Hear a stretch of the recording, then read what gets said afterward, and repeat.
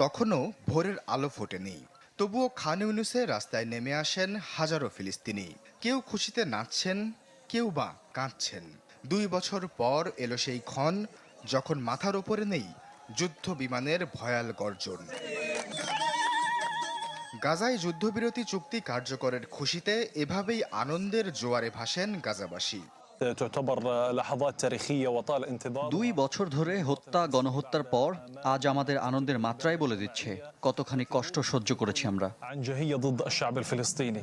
নাসের হাসপাতালের সামনেও ছিল মানুষের জমায়েত। করতালি আর স্লোগানে মুখরিত হয়ে ওঠে চারদিক। اليوم أعلن আল্লাহকে ধন্যবাদ, আমরা খুবই খুশি।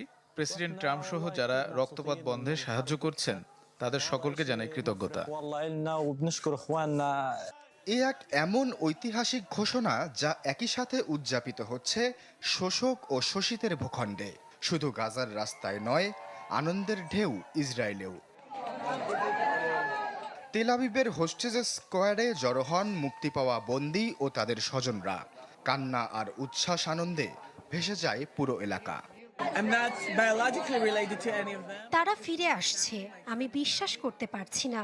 সত্যি কি আমরা আবারও আমাদের সন্তানদের জড়িয়ে ধরতে পারবো? Everything to reach this.